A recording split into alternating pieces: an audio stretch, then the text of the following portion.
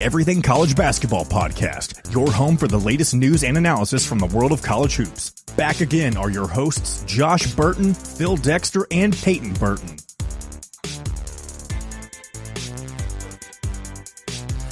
What is up, you guys? Welcome back to another edition of the Everything College Basketball Podcast, episode 131. I'm, of course, your host, Josh Burton, and joining me today is my teammate, Peyton Burton. Peyton, it is a cold and snowy afternoon here in Indiana. Well, it just sums up my week of being sick. Tuesday, we went to the Butler-Creighton game, got a knockoff of a big-time college basketball arena off of my bucket list, being at Hinkle Fieldhouse. We'll probably talk about that in a little bit. Amazing experience, had a lot of fun. But as soon as we got back from doing that, fucking Wednesday through even today, like, I've been sick. A couple of my family members had strep throat. I don't think I had that, thank God, but I think I just had a common cold. And then I wake up this Sunday morning, look out my window, and I find fucking snow. So it's not pretty for me, and plus Kansas went 0-2 after I said they were going to go 2 that. So it's not a good week for me, man. Yeah, we're going to get into Kansas, but yeah, like, I don't know. After the Butler game, I was kind of ill too. Did not feel well. The whole body aches, tiredness, all that. Then I wake up today and sinuses are hurting. So we're going to power through it, though. Peyton, you mentioned the Butler game. Let's go ahead and jump into that before we get into some other opening topics. At Hinkle Fieldhouse for Butler-Creighton. And we got to see Creighton, who was our preseason Big East team of the year, to win the conference, a potential Final Four team. They slumped after Maui. But what we've seen on Tuesday night in Hinkle Fieldhouse looks like a team that is starting to put it back together that could make a serious run. They are big in person. I mean, if you haven't seen Ryan Kalkbrenner in person, he is massive. And so is Baylor Shireman. That dude is huge in person. Yeah, I don't have the stats on me right now, but watching that game, I think it was a tale of two halves. The first half, they kind of struggled, which I think that's credit to Thad Mata and their defense. I thought Butler's rotational defense was very solid. Creighton wasn't really hitting any shots. Took him a while to finally get going. But once Nembhard started to hit some shots, Shireman had a very efficient night. Not sure how many points he had. I know definitely double digits, but he had some threes. All of these shots he took, it seemed like good shots. Like, none of them were forced. All of them pretty much hit the back of the net. Didn't touch the rim at all. And Ryan Kalkbrenner, he's the difference maker. He's the reason that this is the team that we saw at the Maui tournament when them and Arizona went from back and forth in that Maui tournament final.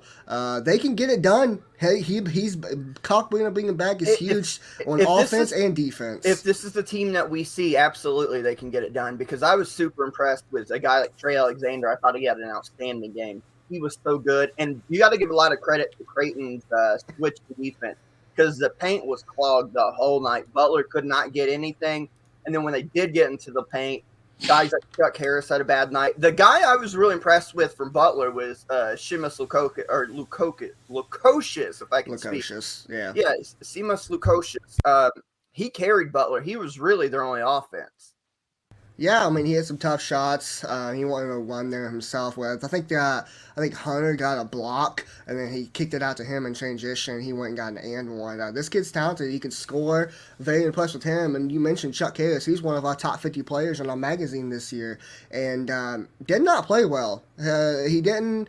I think it's credits to Creighton's defense, but he didn't hit any shots. Like, he was very passive in that first half, and when he finally started to get aggressive, just nothing was falling for him. So off night for him. Yeah, did you see the worldie that Marcus Rashford just scored to put Man United up 1-0 in Arsenal?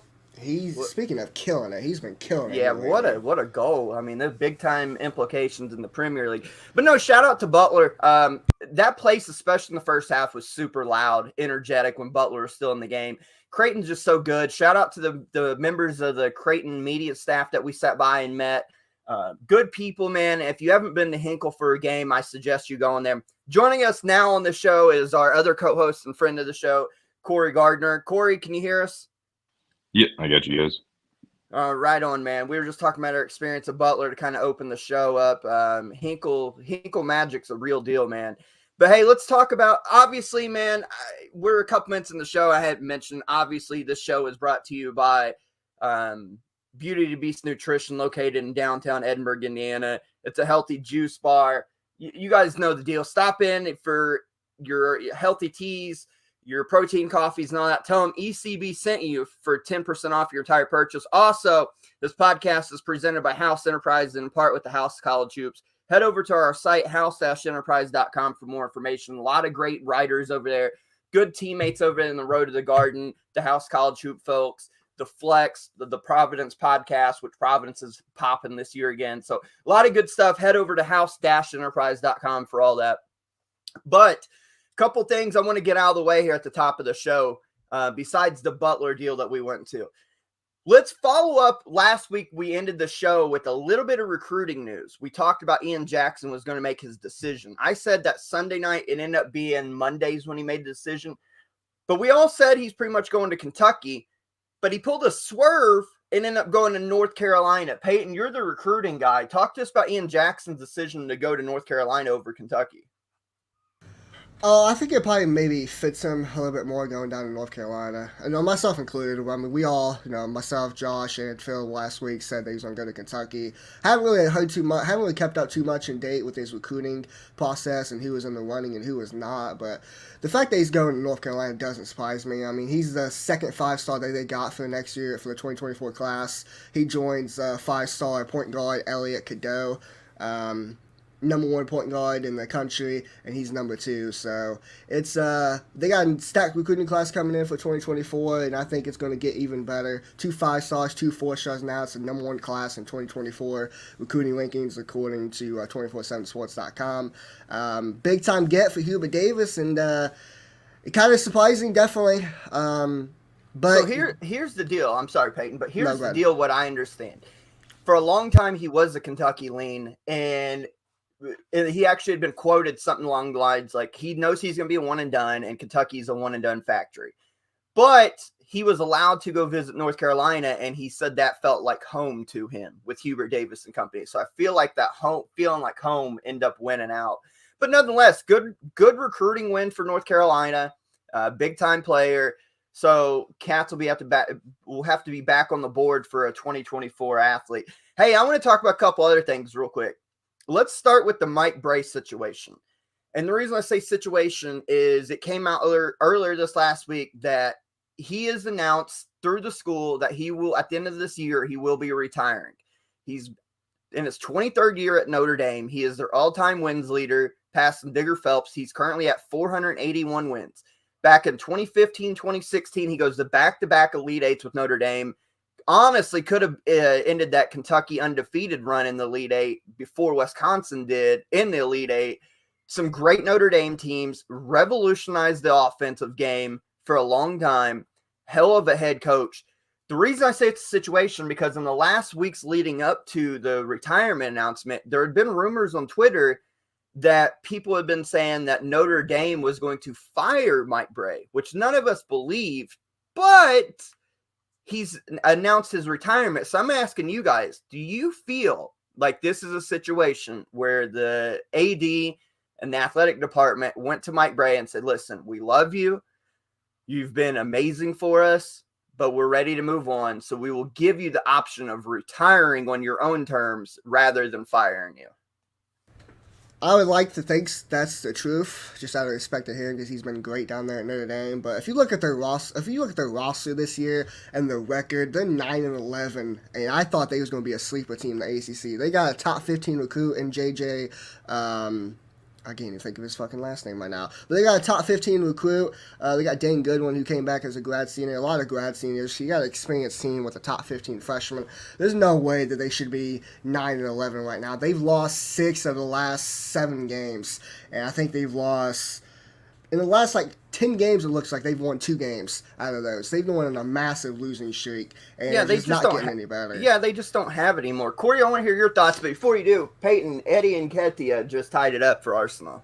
Jesus, hell yeah. Keep scoring goals. Fuck it, let's have a classic game and put him in the league. Corey, your thoughts on the Mike Brey deal? Yeah, I think that was something that was behind closed doors of the athletic department. I think, Peyton kind of touched on that. They had the experience. They had some of the younger talent that came in. I think, the college athletic scene is always changing and stuff like that. And there's times where, it starts to bypass coaches up. And I think it's at that point where for Mike Brey, it was just kind of there. And I think Notre Dame was looking to kind of, go to a newer age of stuff. I mean, they've had some coaching changes in other athletic sports. And I think it was time that they kind of were looking at this one and kind of, didn't want to do him, dirty, but, kind of letting him go after a long tenure. But I think it was something that they kind of said, all right, it's time for you to, kind of hit the sunset. So with that, a couple other things on this. Obviously, now that the Notre Dame job is going to be open, the carousel rumors have begun, and two names have stood out. And I'm going to add a third name who I think fits in very well, and I want to hear you guys' thoughts. The two names that the national media are really pushing for that they feel like make sense are Pat Kelsey from Charleston. Obviously, Pat Kelsey seems ready to make the jump from Charleston to a big-time D1 school. He can coach. We know the whole deal. The other name is Porter Moser from Oklahoma because he spent all those years at Loyola Chicago, which is a Catholic school. He has the Chicago ties, which South Bend is nearby, and they feel like he could make that jump and make things work in Notre Dame. So before I give you my third name, what are your thoughts on those two potential names? I'm loving the Pat Kelsey hire. I think that should be the number one option for this Notre Dame job. Hell of a coach. He's doing great right now at Charleston. And if he goes down to Notre Dame, I think he's be able to continue the success. He's used to playing in the ACC conference. He was an assistant coach at Wake Forest for a couple years. So he's used to kind of to this conference. And I think he would do a great job down there. Yeah, I think Pat Kelsey's going to be a high commodity this offseason. I think the coaching carousel is going to be absolutely wild, wild west this year as well. Um, I don't know if Notre Dame has enough to really pull from Oklahoma, but I think Pat Kelsey's going to be a huge go after for Notre Dame. And I'm going to throw in my third name, who I think to me fits the billing of what Notre Dame, because Notre Dame's not going to get a tier 1, tier 2, maybe even tier 2 coach. So they're going to have to go probably the mid-major route or a high major assistant. I like the idea of Dusty May from Florida Atlantic because he's an Indiana kid. He spent time at Indiana University as the student manager, and you've seen what he's been able to do at Florida Atlantic.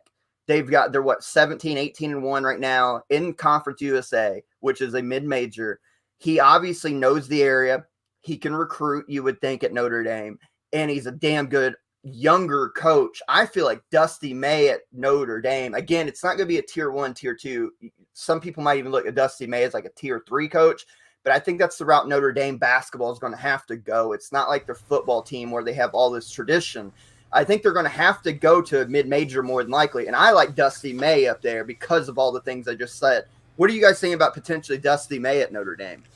I think it'd be an interesting scenario, but here's the thing with like being trying to get a tier 1 coach or even a tier 2 coach. Like I don't think that's going to happen because I seen a little bit earlier when I was looking at some stuff that people was talking about Chris Holtman being in the running, but I don't know why would a guy like Chris Holtman would leave Ohio State for Notre Dame because I don't know if people understand this or not, but it is so difficult to get actual transfers that's not grad transfers into Notre Dame just because they have to go to class, and that's probably the number one priority besides basketball. If you look at this Notre Dame roster, 13 kids on this roster. 6 of them are grad students or grad transfers. Well, that's a great point because I think there's that rule. I don't know if it's a Notre Dame rule or a Mike Brey rule or maybe both, where they don't take just regular transfer portal. You have to be a grad transfer if you take one. So it makes it much harder. That's a great point.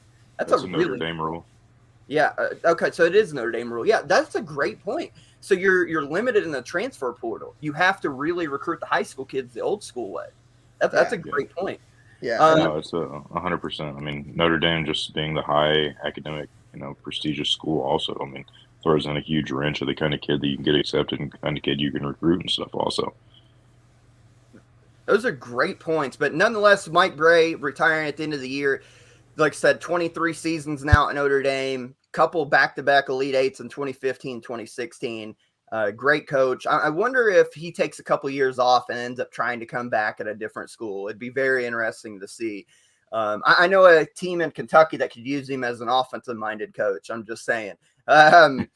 Hey, I do have one coach that, what do you think of, former Indiana assistant, former Michigan State assistant, kind Dane of on the Fife. free agent ban five?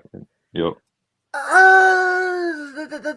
Man, there's no offense to Dane, because I think obviously Dane as an assistant coach is A plus. But I'm wondering if Dane Fife isn't like Kenny Payne right now, as far as, because he was okay at IPFW, but I think there's a reason he went back to Michigan State as an assistant. I just don't know if the Notre Dame job, like if you told me Dane Fife could get another school like IPFW, then yeah, I think it could work. But I don't know if Dane Fife works at Notre Dame. Well, I got another name. What about Micah Shrewsbury from Penn State? That's a good name. If he wants to leave, though. Yeah. If he wants to leave. I mean, look at his offense. Penn State's in the top 10 in the nation in three-point shooting and three-point percentage shots. I mean, Notre Dame, under Mike Brey, I mean, they've played the burn offense where they use up a lot of shot clock. But historically, under Mike Brey, they shoot a lot of threes. So that could be interesting. That could be real interesting. So we'll have to keep an eye on this coaching carousel. Notre Dame's going to be a fairly good job opening up in the ACC. Going to attract some people, probably, like I said, in the mid-major or guys on the hot seat at other high majors. It's going to be real interesting. We'll keep an eye on throughout the whole course of the year. If they make a go-ahead hire before the season's over, or wait until right after the season and see what they do. Let's go to another thing. Guys, Peyton, you know this. You and I have been blowing this kid up for 4 years now. Well, almost 5, because he's a fifth-year senior with COVID. But just yesterday, Antoine Davis from Detroit Mercy went to number 2 all-time in NCAA men's scoring history, passing Freeman Williams. Antoine Davis is at 3,274 career points. He is only just a little shy of 400 points behind Pistol Pete Maravich's 3667. Now, a guy who knows my history of basketball, who studies Pistol Pete, who back in 6th grade watched a video on Pistol Pete, who knows this game inside and out, I never, ever thought that this record would be under attack, especially in the modern game, because guys just don't stay that long. And if they do, they're not this big-time prolific scorer. And I know, again, he's got this 5th year because of COVID, but that's not his fault. Antoine Davis coming off back-to-back 40-point games. I did the math. To tie Pistol Pete's record, he's got 11 games minimum left, 10 in the regular season, guaranteed at least 1 in the conference tournament. In those 11 games, if he averages 35.7 points a game, he will tie the 36-67. And that's not including if he has a game where he goes off for like 60. So what do we think of Antoine Davis moving to number 2 all-time in career scoring, and the idea that somebody could actually break Pistol Pete's all-time scoring mark? Go ahead, Coy. I think, don't get me wrong, he's an amazing scorer. He's done huge things. I just think the overall record, it almost is like he's going to have an asterisk beside him just because of the 5th year, and it's nothing against him. It's nothing against the game, but it's like, that the COVID 5th year is helping shatter a lot of records that overall shouldn't be touched, in my opinion. Yeah, I agree. Some records are made to not be broken. I mean, this is one of them. I don't think this record's going to be broken. I mean, he has 11 games to do it, but he's definitely capable of doing it. But I think he could do it in probably like 7 games if he fucking played IUPUI every fucking game. But he can't. He has to play teams like Oakland and Youngstown State and Purdue Fort Wayne coming up here soon. So he's talented enough to do it. I just don't think he's going to be able to. I'm telling you right now, I'm hoping he gets it. I hope he at least gets super close, because we've been on his bandwagon for years now, since basically started this podcast. And Antoine Davis, I'm telling you, can he average 35-7? I mean, that seems like a very tall mark, but he's a scorer, man. He's going to get, yesterday in the game, he went for 42 points, 8 of 18 from 3. So he's going to get his shots up, and if he's got nights where they're falling, man, Antoine Davis is going to put a real assault down the back end of this season on that record. And a lot of people are upset, like a lot of the old heads, and I get it. We have some comments on the Facebook group. Pete did his in 3 years, no 3-pointers, Eurostep BS, freshman couldn't play back then, David's done well, blah, but given the 2 extra years, it shouldn't count. guys, what do you want him to do? These are the rules. These are the rules. I mean, what do you want him to do? So they just say, oh, well, I guess I shouldn't break it because these are the rules now compared to then? I mean, come on now. Like, some of these people, I understand, like, their points, and they do make good points, but some people just sound like haters and that just want to discourage anybody who's new school breaking anybody else's old school record. That's all this sounds like. I mean, they just sound like a bunch of haters. No, you're always going to have the new school versus old school people, and it's the same thing in every sport. It's like, people don't want to see records, changed and stuff like that. That's the biggest problem. Well, the biggest problem this week, Peyton, as you mentioned at the top of the show, your boys Kansas went 0 this week. Kansas State and TCU absolutely embarrassed them in Allen Fieldhouse. We'll get to both here, but I want to take a look real quick at the Big 12. 23 points. We'll get to it. Yeah, we'll get to it. But I want to take a look at the Big 12 conference real quick because as we sit here on Sunday, January 22nd, K-State's now in the overall lead. They're at 6-1.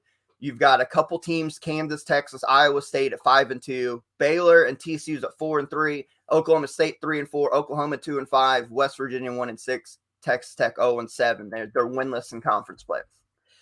If you look at KenPom on the offensive and defensive efficiency numbers ranked in the conference, you can kind of tell the story of Kansas here because we mentioned it last week. Kansas has played a lot of close games. At the time, they came out victorious in them. You look at these numbers for Kansas. Let's look at the offense, man. Their best offensive category in the conference, they're third in three-point shooting at 36.6%. But everything else, they're ninth in two-point percentage. Inside the arc, they're shooting 47.4%. They're only better than one other team, that's Oklahoma State, and 2-point field goals. You look at Kansas as well. You've got their offensive rebound percentage. They're seventh in conference, only getting 29.6% of possessions and offensive rebounds. They are sixth in effective field goal percentage, shooting right at 50%. You go down to defense. The defense is a little bit better. They're fourth in defensive efficiency, but they're dead last in the conference in defending a three-point shot. Teams are shooting a crazy 37.4% against Kansas from the three-point line. Peyton, not just these two games, but you look at the story of Kansas. Is it high tide that the lack of true interior play that Bill Self likes, is that starting to come back on them? Or is it more that just Jalen Wilson's not getting help because the dude is going nuts? He's not getting a whole lot of help. I think it's a mix of both. Jalen Wilson, he's fucking 38 points, a career high against Kansas State at Kansas State. And what does he do the game after that in the TCU? Guess what? He has 30 points. 21 of those was in the first half. I mean, he definitely needs some help. Also, we got to hit some shots, and we got to stop them from hitting shots. Stop the opposing team from hitting shots too, man. Defensively, I think we're still good, but we get in these ruts, especially offensively, that there's a time and point where in the first half when TCU was making the run, they got it to I think 33-13 at one point. Kansas went 5 minutes without scoring the basketball, without scoring a single bucket. Can't do that. Can't do it in the regular. You can't do it in non-conference playing. You definitely can't do it in the Big 12 conference. You can't go scoreless for 5 minutes straight. You got to get find a way to score some buckets and take care of the ball, because that's another thing. Dwayne Harris, love the kid. I still think he's probably the best point guard in the country. These last 2 games, he's not been the greatest. And I think a lot to do. He had 13 assists against Kansas State. He had 8 assists against TCU, 3 turnovers in that game. But his biggest problem is I see a lot of Trey Jones in his game. Josh, when Trey Jones came back for his sophomore year, I was harping on this kid like, bro, you gotta go score You gotta go score. Yep. You can't just be a defender. You are a great defender, and at the time he was, but you gotta find a way to put the ball in the basket somewhere and look to score. And I see a lot of the same problems in Harris.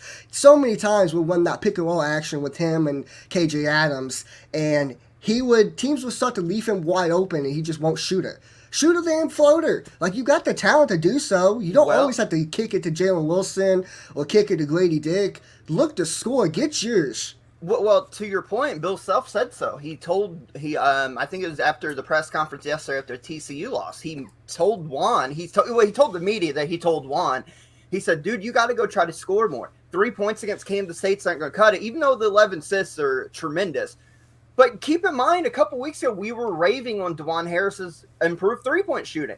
He had that game, whoever it was, they were on the Texas Tech game where he went 5 of 5 from three. Yeah. And if as a point guard, if you don't look to score or don't have the ability to score the ball, it makes defenses play so much easier against your team because you're essentially playing 5 versus 4. The whoever's guarding you doesn't have to guard you. He can sag off, dare you to shoot, and play cut action, double team in the post, double team drives, whatever it may be. As a point guard, you have to be at least a threat to score to keep the defense honest. And Bill Self told DeJuan Harris that himself. We're shooting 36.1% from three, but my biggest downfall and my biggest worry about this Kansas team is consistently hitting shots beyond the arc, besides Grady Dick. And he's not even shooting the ball well these past 2 games. He went, I think, 2-8 last night against TCU or something like that. And 1-8 against K-State with a foul out, and it looks like he's at that freshman wall right now. Yeah, he's struggling hitting some shots, and he's getting open looks. There's some times like he got wide open last night one time where we saw him make the comeback, and he just completely missed it. Need him to get going. But yeah, Jalen Wilson, I think it's a little bit above. We need to stop teams from shooting the ball well, and Jalen Wilson needs at least one guy. And I think that guy needs to be either DeJuan Harris or Kevin McCullough, because McCullough is too passive for my liking. He has the ability to score. He has the ability to score. He did it at Texas Tech last season, and he did it in like the first 5 to 7 games to start the year this year. But I think he's a hit a wall as well, because he's not looking to shoot, and he can do it. No points and a foul out at the Kansas State game. Corey, before we get to your thoughts, we'll focus real quick on the K-State game before we move to TCU. But Peyton, another guy that's been super disappointing since coming over last year, and that's Joseph Yesufu. We thought this kid coming over from Drake was a big-time scorer because he was at Drake. Didn't really play much last year, didn't really contribute. This year, he's playing a little bit more. He had 22 minutes against K-State. He had 5 points. He only took 5 shots. This is a kid that's got scoring in his DNA. We've seen it at his other stop at Drake, but, man, he is just not producing. No, he's not. He's shooting 30% from the three-point line. Gotta be able to hit some shots. Yeah, I don't know about him. Defensively, I think he's solid, but I think he gives up a little bit too much on the defensive side of the ball as well. He plays hard. I'll give him that. He plays hard. Him and Bobby Pettiford both play hard. But someone in the backcourt needs to step up, whether it's McCullough, Harris, Yesufu, MJ Rice coming off the bench, whoever. Someone in our backcourt needs to step up to help Jalen Wilson, because he can't go for 30 a night. Is he capable of doing it? Yes. But are we going to get to the Final Four, win the national championship, him going 30-plus every night? No. No, not if he's the only guy scoring. But, Corey, let's go back to the K-State game. Good rivalry. We mentioned it last week that K-State normally gives Kansas a shit ton of problems in this game at the Octagon of Doom. That place was loud. It was jumping. And what a crazy college basketball game this was. Goes in overtime. K-State wins by 1. Jalen Wilson hits a go-ahead 3 late, and Bill Self called timeout to erase the three-point shot. That it would have gave Jalen Wilson his 41st point and 4th made 3 of the night. Just talk to us about this game. Crazy atmosphere. K-State's the real deal, man. Yeah, no, absolutely. I mean, they defended well. They made Kansas uncomfortable on the three-point line. They hit the shots they needed. I mean, they shot 42%. They stayed with the runs. They closed in at the end of the game. They did a lot of things that they need to do to win. It was a huge win, and like you said, the place was absolutely rocking. I mean, and they celebrated it like they should after winning a big-time rivalry. Well, yeah, talking about the court rush, and I love the quote from Jerome Tang, man. If anybody doesn't think he's the right guy for this job, I love the quote. He, with the court being rushed, he gets on the mic. He's hyping them up. He said, I told you I'll give you one court rush. Enjoy it tonight, because from here on out, we ain't doing it again because we're expected to win. I love the mentality of Coach Tang. But speaking of K-State, man, they did this without their best scorer, Marquise Knoll. He only had 4 points in this game, 4 fouls, was not very efficient, hit nothing from the three-point line. But they got the best scorer in college basketball, Keontae Johnson, 24 points. And the Arkansas transfer, Desi Sills off the bench, 24 points. Peyton, K-State, man, the real deal. Are you finally a believer that K-State's the real deal now? I always have been. Okay. Yeah, I mentioned it fucking last week. I'm a big fan of Jerome Tang. I think he's the right guy to get this Kansas State program and especially making this rivalry great. Right now it's a good rivalry, but I think he has the ability, if he keeps getting wins like this, so it could potentially be in a great rivalry. If you look at the stats, it really just came down to one thing. They hit shots, we didn't. If you look at all the stats, total rebounds were both 38 apiece. Assists, we had 9 more assists than they did. Turnovers were the same, 50 turnovers apiece. And what a physical game. Combined 49 fouls. That is ridiculous. Desi Seals, you mentioned him and Keontae Johnson both had 24 apiece. Man, that kid was just hitting some ridiculous shots, especially in the first half. And Josh, you almost gave me a heart attack when we was coming home from the Butler game. Before this shit went into overtime, Kansas had a possession trying to do a little high pick and roll between DeJuan Harris and... yeah. We were setting... and paint the picture now. Okay, go ahead. We were still setting in the Butler media section, and we had the dude that covers Creighton basketball hovering over us watching the game, too. Now go ahead with the story. Yeah, so I don't know what the score was, but I know that the clock was ticking down about 10 seconds, 10, 12 seconds like that. DeJuan Harris has the ball top of the key. We're trying to run a high pick and roll action between him and I think Ejiofor was on the floor then because I think KJ Adams already fouled out by then. And Josh literally said, it was like, okay, we'll probably go into overtime unless Kansas State steals the fucking pass here and goes down and hits the layup. I shit you not. Like, not even like a millisecond later, DeJuan Harris goes to throw the pass to fucking Ejiofor and it gets picked off and Josh is like, oh my God. And thank God Ejiofor had the right state of mind, just go up, both hands up, and thank God he missed the layup. I looked at him, I was like, bro, if that happened, I was going to punch you in the face. He almost gave me a heart attack on that. It was so, like, spot on timing. I said, it's probably going to go to overtime. I said, we're going to get overtime, it looks like. Unless K-State steals the ball and goes and hits a game winner and, like, just boom, instantly. I was like, no way. Oh, God, it was perfect timing. But, no, a great college basketball game, Peyton. You mentioned the stats are pretty much identical. Same amount of turnovers.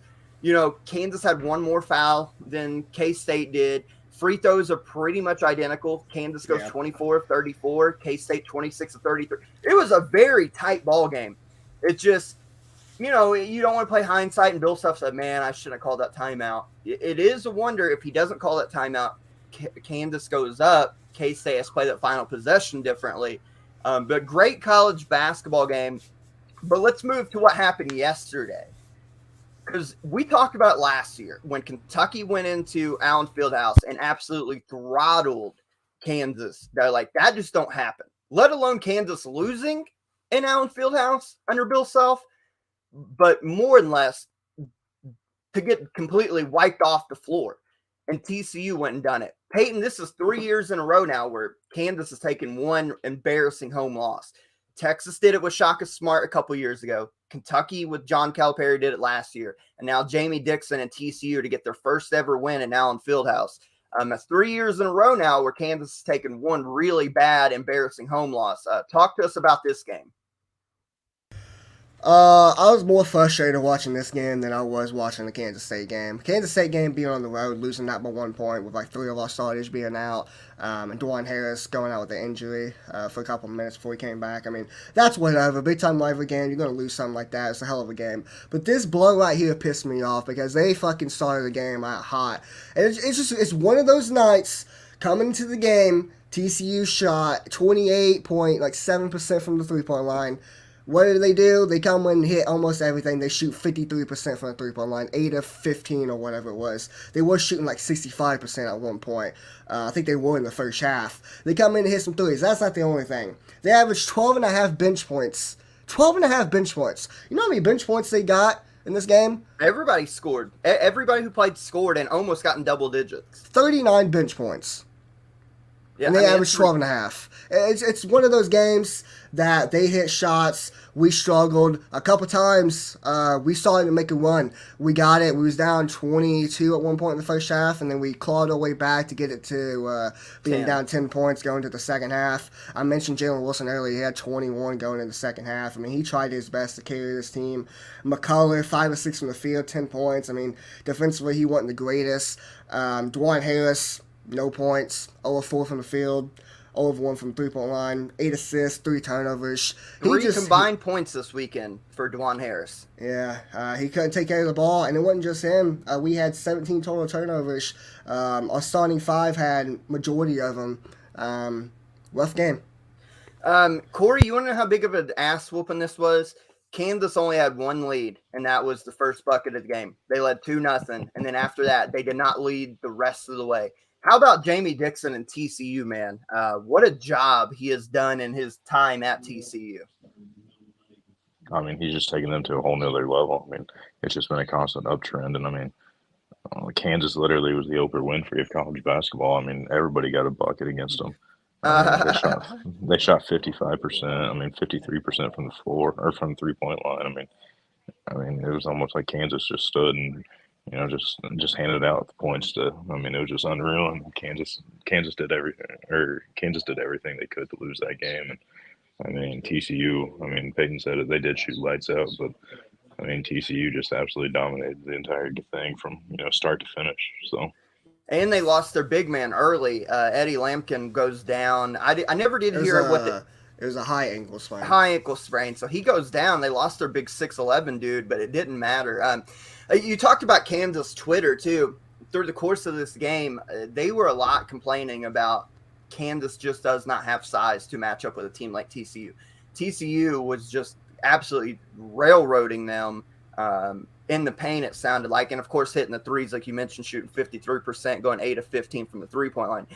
This was an embarrassment. Peyton, is this a trend now where Kansas takes one really bad home loss? Because if you remember, though, hindsight, after Kentucky went in and put a whooping on last year, after that game's when Kansas started turning on and ended up winning a national title. Yeah. So what do you think about this now 3 years in a row of really bad home losses? And what are you looking forward to? Because Kansas' schedule, we know the Big 12's brutal. It does not get easier because you look ahead to this week, they've got at Baylor and then they've got at Kentucky, 2 big-time road games where they theoretically, in hindsight or in theory, could go 0-2 on those to be a 4-game losing streak. Yeah, Motors Row. It's going to happen. Every night in the Big 12 is going to be a big game. You gotta play your best. If you don't, you can get upset any night.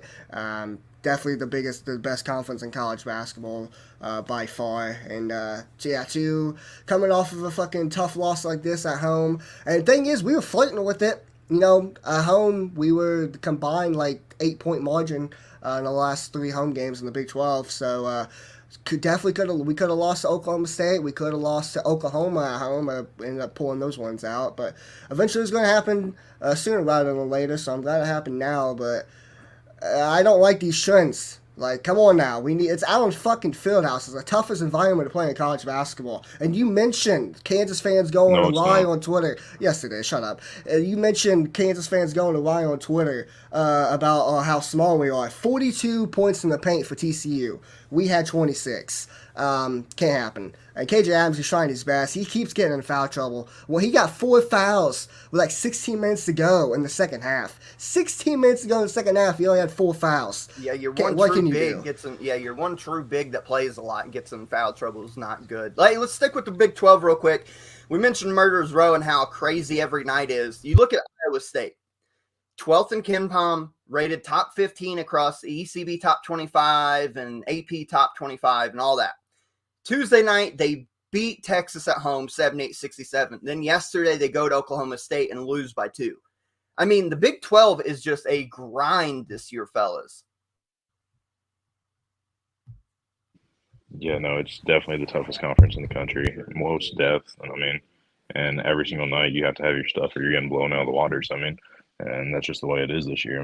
The Big Ten's been that in the past. The ACC before that, but this year the Big 12 is just lights out above everybody else, it seems. Peyton, I said Kansas. Caleb Grill had Go 0 ahead, points Peyton. in this game. Caleb Grill played 17 minutes, 0 points in this game. They did their best to shut him out. And Oklahoma State, I mean, they're tough. Avery Anderson, the third, is a baller. 18 points, 5 assists, 3 rebounds. Mike Boynton's got himself a hell of a player, and I think they're a dangerous team if they can get into the tournament. Well, speaking of dangerous, we mentioned that Kansas' next game is at Baylor, and we'll preview that here a little bit later. But outside of K-State, Baylor's probably the hottest team in the conference right now. Coming off that 3-game losing streak, well, now they've won 4 in a row, beating West Virginia, Oklahoma State, beating West Virginia, Oklahoma State, Texas Tech, and Oklahoma. Baylor's got themselves a big week coming up as well. You look at Baylor's next couple games in the schedule: Kansas home, Arkansas home, at Texas, home against Texas Tech, home against Oklahoma, TCU, West Virginia, Kansas, Kansas State, Texas, Oklahoma State, Iowa State. I mean, the Big 12 is, you know what this Big 12 this year kind of reminds me of? And not exactly because they don't have the amount of teams, but the way the grind is, reminds me of like the old Big East before the conference realignment. Remember when you had, 13 teams or whatever, and like 10 of them were really, really good, and everybody beat the shit out of everybody? That's what it kind of reminds me of. Yep, I agree. And the biggest difference on this Baylor squad, the 3-game loss that they had, or 3-game losing streak they had against Iowa State, TCU, and Kansas State, I mentioned it. They had problems defending the ball. They couldn't defend. Iowa State, they gave up 77 points. TCU, 88 points. Kansas State, 97 points. All of those were losses. Guess what? In the last 4 games, they gave up 78 to West Virginia, but that was on the road. They go play Oklahoma State at home. Guess what? Give up only 58 points. Then they play Texas Tech at Texas Tech. 74 points they gave up. And then just now they play at Oklahoma and gave up 60 points. And this Baylor squad, they got one of the best backcourts in the country. And if they just figure out defensively, like I think they have, they're the number 2 ranked offense in KenPom for adjusting efficiency. So their offense is great. They need to figure out defensively. I think they're starting to do it. Well, this is a great segue because we've talked about defensively all year. Let's go to the West Coast. Let's move our attention away. Let's go to the West Coast real quick because Gonzaga had their, not NCAA record, but the current longest standing home streak at 76 games snapped Thursday night at home in the Kennel to Loyola Marymount. They got beat 68-67 at home. This is a team that has started putting a bunch of wins together, but we talked about their defense is terrible this year. Look at all the points, even in the wins they're giving up. I mean, there's no shame giving up 90 to Alabama. We're not faulting them for that. But look in the conference play. They give up 88 to Pepperdine. They gave up 75 to San Fran, 76 to Santa Clara, 74 to BYU, 75 to Portland. And I get some of these like Pepperdine and Portland, they're still scoring 111 and 115 points.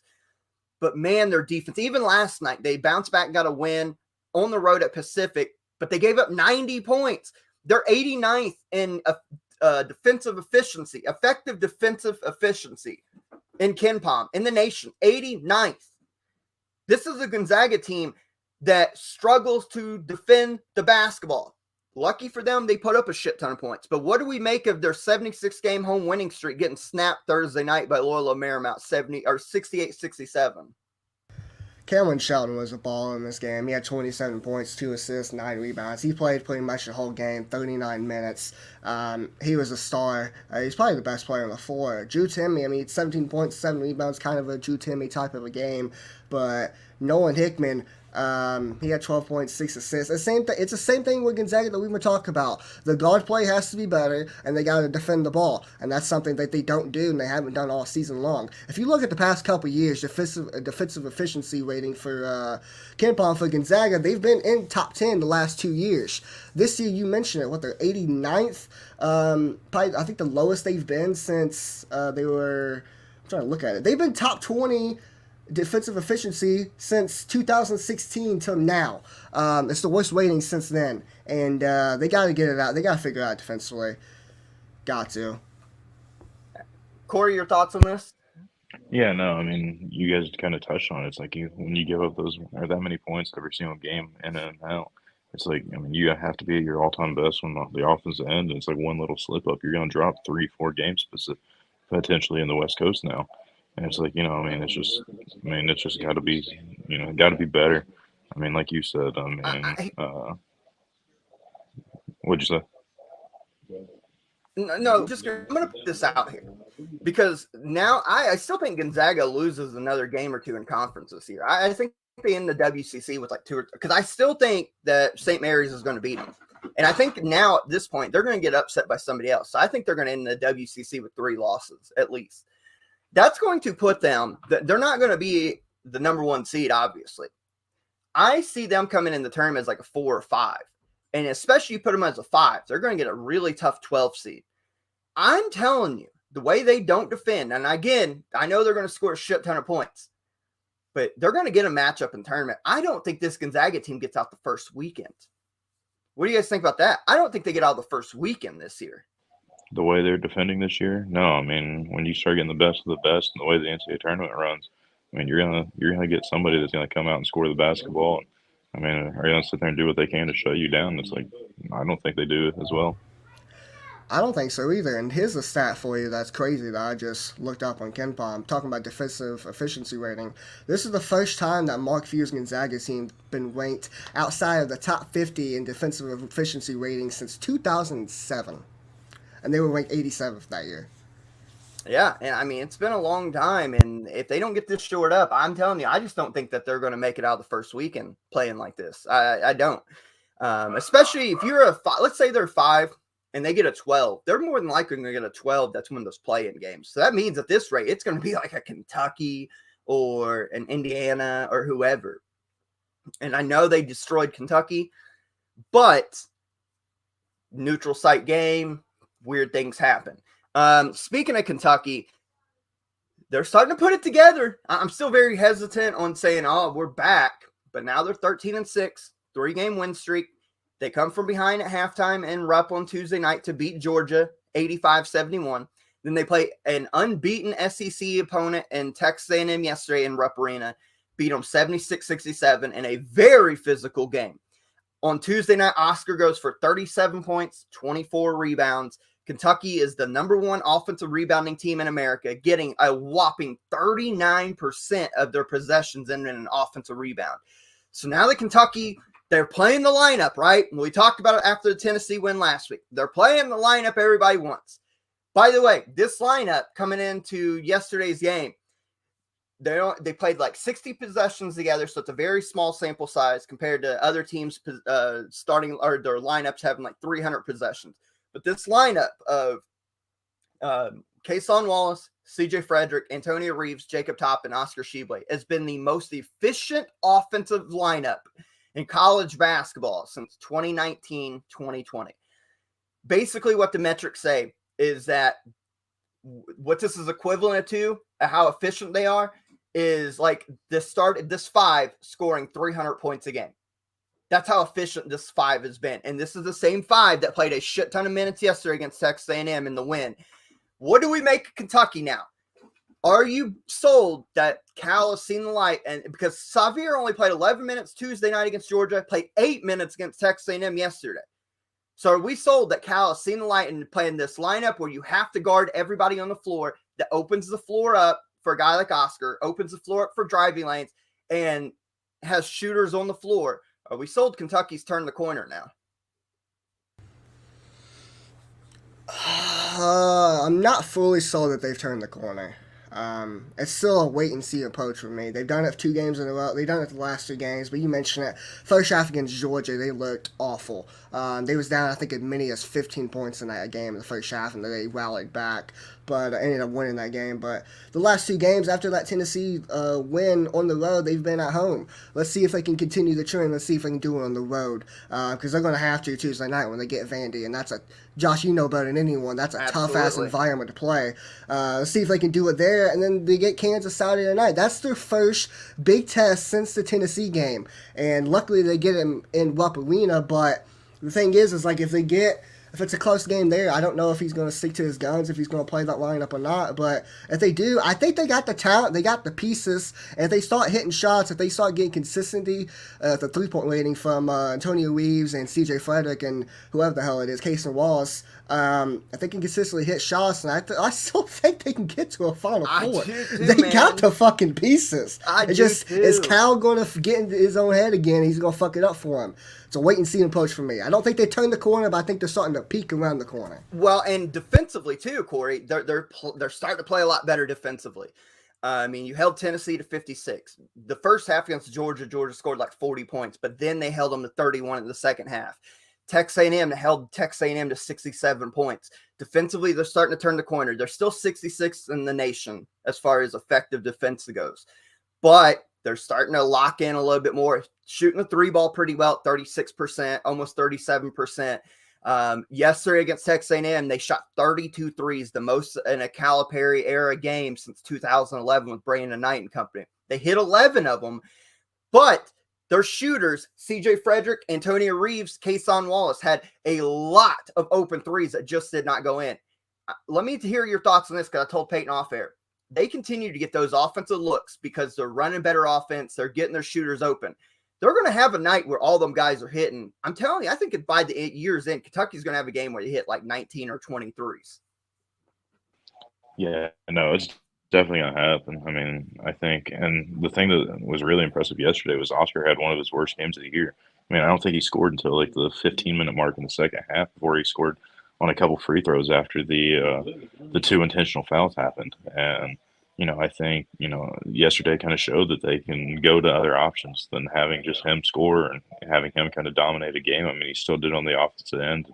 He's a big threat on the defensive end, but it's like, I mean, and on top of that, I mean, sorry, I just lost my page.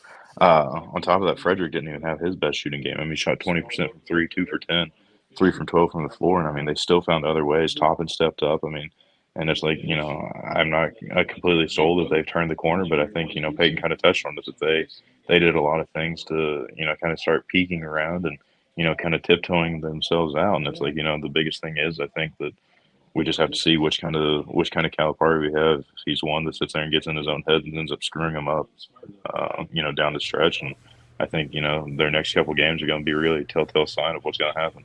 Well, it's kind of funny where you have the floor space because defenses have to play you honest because you have all these shooters. And look at a guy like Jacob Toppin. 17 points yesterday. He was 6 of 10 from the inside the arc, 1 of 2 on his made one of his 2 3-point attempts. But a guy like him benefits just as much as anybody because his size at 6'9", he's playing a stretch 4 basically. He has room to operate now where you can play him in the mid post and he can do his little back down if a guy's smaller and turn on him. He can attack the rim. You have driving lanes because you have to worry so much about CJ Frederick and Antonio Reeves. And it makes it easier for Oscar. And Oscar, you got to give a lot of credit to Oscar and Lance because now they are kicking the ball out. When they're getting double teams, they're kicking the ball out to 3-point shooters. Kentucky, again, I'm not going to go as far as say like, oh yeah, they're really going to challenge and they're going to, but if we continue to see this progression and they continue to play this lineup, I'm telling you, I think Kentucky's going to be back in the fold come March. That's all I'm saying. Before we move on, I'll tell you what, I think it's pretty funny. Corey just said that Oscar Tshiebwe last night had one of his worst games probably all of the season. 7 points, 17 rebounds is what he had last night against Texas A&M. This is coming off of his fucking performance against Georgia, where he probably had the best performance he's had probably in a Kentucky uniform, probably last year, period. 37 points, 24 boards against Georgia. He put this team on his giant-ass back, and that was National Player of the Year. And I'm saying it's probably the best game he's played in a Kentucky uniform in his career. I completely agree. I don't see how it gets much better than that. Let's move on real quick. Let's move on real quick. The game of the day yesterday was Arizona playing host to UCLA. UCLA red hot coming in. Arizona gets a pair of big wins this week after not looking impressive the last couple of weeks. They held UCLA to 52 points. And here's the thing. We rail on Arizona's defense. They're 45th in the nation. But, man, they held UCLA to 52. Arizona looked real good yesterday. Yeah, they did, but they can't hit shots, and neither did UCLA in this game. Both teams shot under 30% from the three-point line. Neither team was hitting anything. UCLA actually out-rebounded Arizona 44-37. And man, Arizona, they had the fucking game won. They were up 10 points with like under 2 minutes to go, under 3 minutes to go, or something like that. And they almost fucked up and gave it away. UCLA got some turnovers, 4 straight turnovers in a row for UCLA, all ended up in buckets, and they got very close. They cut the lead down to 52-56 with like 12 seconds to go. And Tiger Campbell had the ball after the huge block by I think it was Jaime Jaquez Jr. Then Dean Bona blocked another shot or layup. They got the ball back. Tiger Campbell dribbling down the floor. And man, I don't know what it is this year, but end of game situation is just so poorly executed because he got down the lane very quickly with like 12 seconds to go. And you're down 4 points. He tries to go for a 2-pointer. He tries to do all this fancy shit. But the thing is, like, his first move, he did a hesitation, and he got so much space that he could have just shot the 3, and he just hit a 3 before that, too. So if he hits that, they're now down 56-55, no timeouts. End of game situation. He ended up missing the 2-pointer. They ended up losing, fouling, getting beat by 6. But end of game situation is just so poorly executed. I don't know why it's a theme this year, but it just is. Yeah, really bad end of game situation. Right, Corey, thoughts on Arizona's big time Pac-12 win today or yesterday? Yeah, it's a good thing that UCLA couldn't score the ball any better than they did because they did every single thing they could to lose that game. I mean, Peyton touched on it, but the end of the game, I mean, the turnovers, the forced passes, the lazy stepping to the ball, I mean, just everything. It was like they just went into relax mode and, I mean, tried to give away the game. I mean, it was just unreal, but, I mean, they did, definitely step up the defense. I mean, holding UCLA to 31%, 20% from three. I mean, UCLA had some looks that just didn't go down. I mean, some of their best scorers just didn't convert. I mean, 5 of 17 shooting from Jaquez and, Clark. I mean, 4 for 13. Campbell, 5 of 18. So, I mean, there's a lot of forced shots also, but it just looked like neither team could really get in a rhythm. And, just a lot of the game just wasn't very smooth. It was kind of a bad basketball game, I thought, in my opinion. After watching both teams yesterday, at their peak, when they're playing their absolute best, what's the ceiling for both teams? UCLA, in my opinion, could potentially be a Final Four team if they get in their rhythm and play to their peak. I mean, they score the ball like no other. And I've been the hardest on them. Arizona, I'm still not completely sold. They have, pro guys, size wise, and I mean efficiency on the offensive end. Defensively, I'm not completely sold. I think they could be a Sweet 16 team to the Elite 8, depending on if they getting a good run. I think UCLA is national championship contenders. I think they can get to the Final Four. They got 2 really, really good players in Tiger Campbell and Jaime Jaquez Jr. And the thing is, they lost this game by 6 points. Who's to say if Mario Bailey plays in this game, it's a different story. They still got 2 5-star recruits in Bailey and Dean Bona. They got a lot of talent. Defensively, they're great. Offensively, they just need to hit some shots. They didn't do in this game. Arizona, like Corey said, I'm not sold. He's not sold on their defense. Neither am I. But I'm not really sold on their guard play either. I think their front court is probably still the best front court in the country. But their backcourt, Courtney Ramey, Kirk Carissa, Pelly Lawson, is this. It's a solid backcourt, but I don't think it's a backcourt that's going to get you to the Final Four this year. I'm not sold on them. Let's move on real quick to Indiana. By the way, they're currently playing right now at home against Michigan State, tied up 29 at all, under 4 timeout in the first half. But Arsenal up 2-1. Soccer with their fucking goal, it looks like. Hey, no one cares. We're talking about Indiana, a winning team. Hey, real quick, because we got to get to commercial break. We've went a little longer. But Indiana goes into Illinois on Thursday evening, just puts an ass whooping all over Illinois. Was up as much as 21 points on the Illini. Illinois, they only led 4-0. That was their only lead of the game, their last lead of the game. Indiana looked damn good in this game. Trace Jackson Davis, 35 points, 15 of 19 in the first half. Him and maybe outside of him, the player of the game, Jordan Geronimo, combined for 12 of 12 from the field. Speaking of Geronimo, 13 points in this game, 8 rebounds. Corey, your boys look damn good in Illinois Thursday night. Yeah, no, they came into that game and absolutely just dominated in every aspect. I mean, they shot the ball. I mean, they're leading the Big Ten at 50.9% from the field, third in the overall NCAA right now. And it's like, I mean, they defended, they blocked shots, they rebounded, they scored the basketball. They did everything that they need to do. And, I mean, like you said, Illinois got out to that 4-0 lead. I know a couple of my friends texted me and said, what kind of game are we going to have? And then all of a sudden, Indiana flipped the switch on, and they never looked back. I mean, Trace Jackson Davis looked like he was the best player on the floor again. I mean, like it's upsetting that he's in the same conference as Zach Edey because he should definitely be contending for player of the year. But I mean, overall, I mean, it's just absolutely unreal. He also took full advantage. Not Kofi Kingston. Wow, I didn't know we're switching over to WWE already. So Kofi Coburn being gone. So it was definitely huge to see. And then today going into the Michigan State game, Indiana started out slow and came back and have a lead again. So I'll let Peyton go because I know he wants to tear on me a little bit. No, I ain't doing it. I shouted out Indiana last week. I don't know if you listened to the podcast or not, but it was one of my shout-outs. They're starting to play well. This is probably the best performance I've seen at Indiana pretty much all season long. You can probably say the North Carolina game, but the difference is they did that at Assembly Hall. The real Assembly Hall. Sorry, Phil. I know you're not on this show today, but not the real Assembly Hall. Don't even give me that crap. Don't even give me that crap. And Assembly Hall is not anywhere near the Illinois border. I know. That's why I was just saying, if you give me a minute to fucking say it, damn it. Terrence Shannon Jr., I mean, he's great. He had 26 points, but my question watching this game, and I know like Terrence Oglesby from Phil 68 and a bunch of other people are saying it, why, when TJD was going off, why the fuck did they never send a double team out of his ass? They decided that they were going to play him 1v1, and that's great. That's great if he's not going off. But as soon as he starts getting hot, you got to run a double down. Yeah.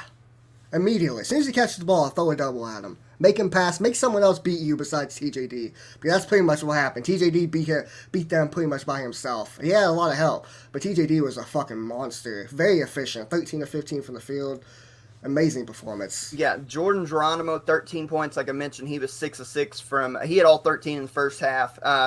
A guy, too, real quick, Jalen Hood-Schifino starting to come into his own now. He is looking the part. If you looked at the stat line, he only had 10 points, 4 assists, 4 turnovers. But his ability to get in the lane now off pick and rolls is open this whole floor up for Indiana.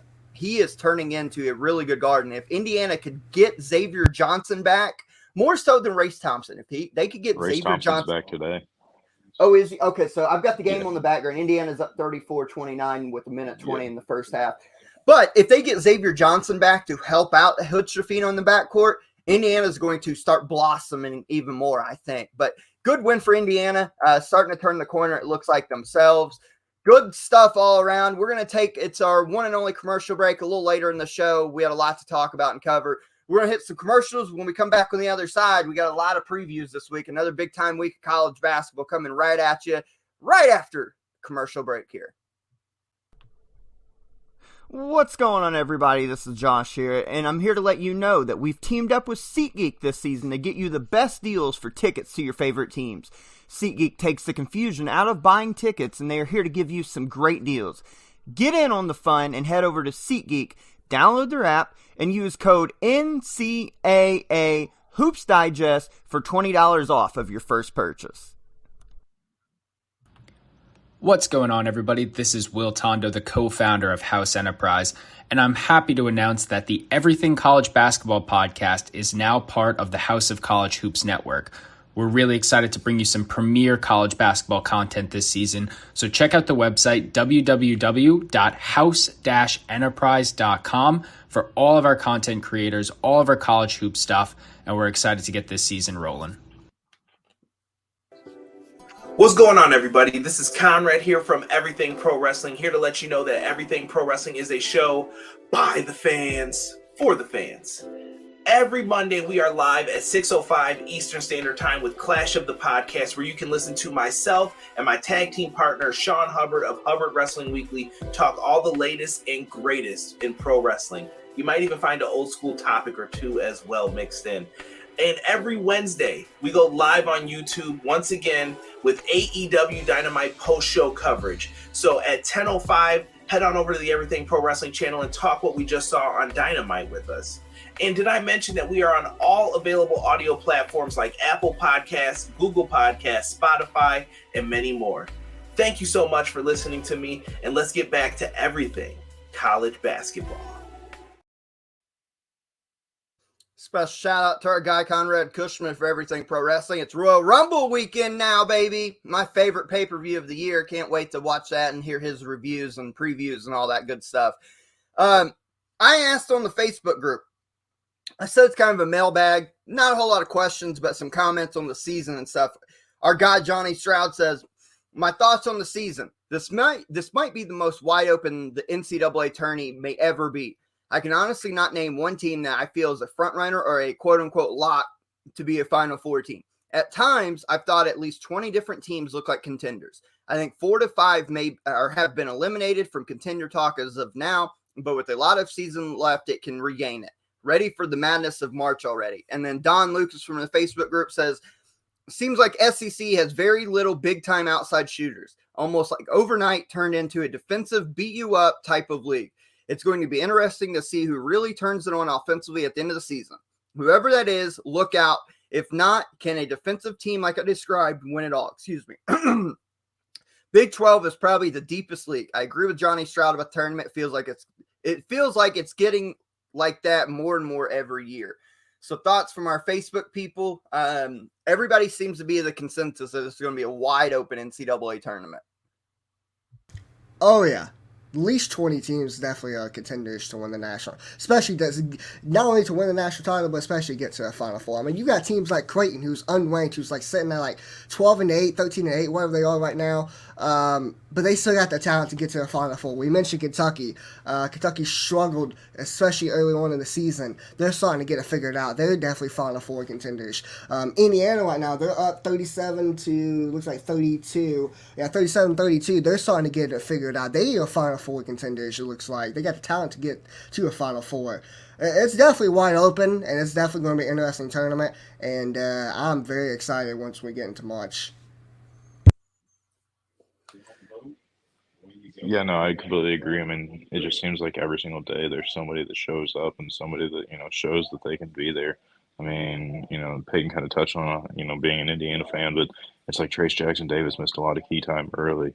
Race Thompson being out, Xavier Johnson being out, Jalen Hood, Safino being out hurt. I mean, it's just like Indiana's dealt with so many injuries that kind of threw them off. But I mean, it's like Kansas, has looked bad this week, but it's like overall they're still, a Final Four contender. I mean, I think, even teams, I'm going to go from a little bit farther stretch, but like Ohio State, Ohio State starts out as a top,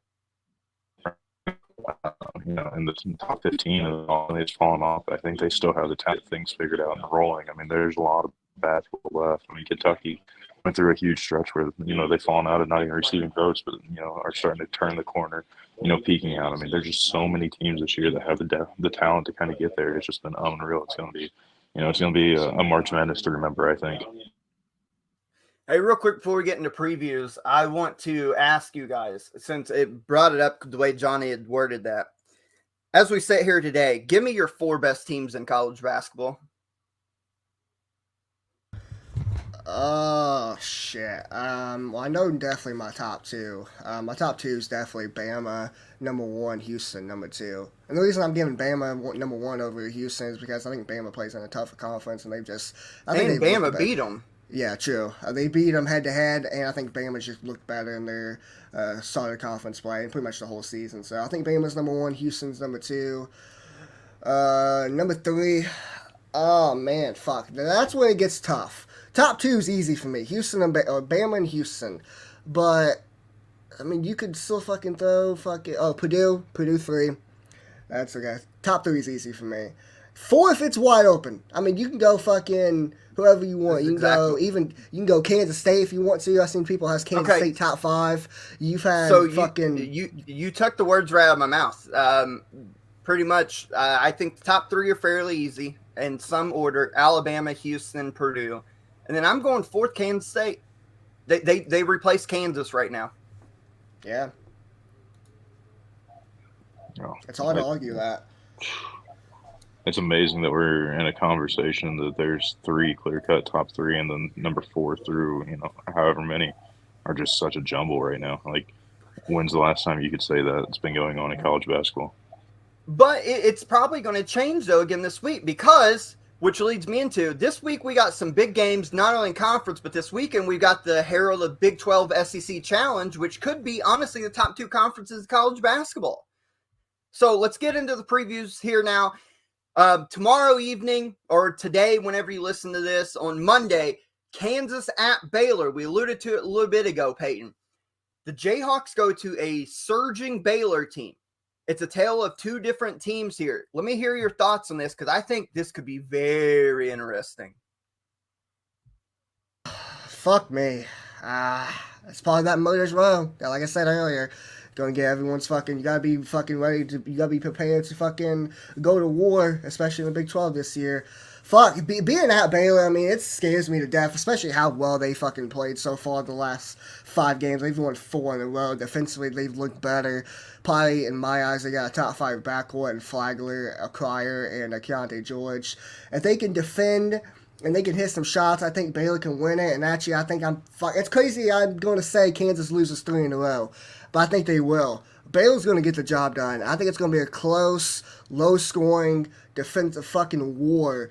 Under 70 points. I think Baylor wins 68-64. Not looking forward to this game at all. Baylor's number 2 in effective offense right now in the nation, as far as efficiency goes. Shooting 36.2% from 3, but keep in mind what I mentioned, Kansas is towards the bottom in the conference of defending a 3. Teams shooting 37%. If Baylor hits 37% of their threes that they take against Kansas in this game tomorrow night, Baylor wins by a comfortable margin. I'm not saying like 15. I'm saying like 7, 8, 9 points. So with that, I'm with you, man. I want to think Bill Self gets this right, because it's not often we see Kansas go on an extended losing streak. I just think that right now, if they don't get the help needed for Jalen Wilson, if DeJuan Harris doesn't start scoring the basketball, if KJ Adams doesn't continue to play well, Baylor's a bad matchup on the road for them. I'm going Baylor in a, let's say, 72-64 effort. Jalen Wilson going to be tremendous, I would think, again, but this is a bad matchup with Kansas currently playing the way they are. I think Kansas is going into this game with a huge chip on their shoulder after getting embarrassed by TCU. I think after losing a big rivalry game, they're going to go in and try and prove something. I think Baylor is going to go in with big hype. They're trying to upset Kansas and send them to a 3-game losing streak, but I think Kansas gets the job done at Baylor this week. I think it's going to be like a 76-69 point game. I think Kansas gets it done and unfortunately snaps the streak, and so Peyton has something to talk about next week. Let's stay in the Big 12 because Super Tuesday, we've got K-State going to Iowa State. A lot of Big 12 implications in the next couple games, or the next couple days, should I mean here. K-State on the road to Iowa State. Iowa State took the loss yesterday on the road to Oklahoma State, but we know how good they've been at home. K-State has been miraculously good this year. So how are we feeling about the Wildcats of Kansas State going into Iowa State here in a big-time Big 12 showdown? Go ahead, Clay. Man, this is tough. I think, I really do think that, Kansas State is a top 5 team in the country, but going into Iowa State, who's playing really well as well, and being just, up in a home game, man, this is tough. I was kind of hoping Peyton would cut me off and say he could go first, because it's like, man, I really. Here, I'll go first here then. All right, I'll let you go first. Iowa State's number 7 in defense. That's what they hang their hat on. They're also the number 1 team in the nation in turnover percentage on the defensive end. They're turning teams over almost 28, almost about 28.4% exactly here. Was meant to say is almost 29%, but that's a lot of turnovers in a course of a ball game. So they hang their hat defensively.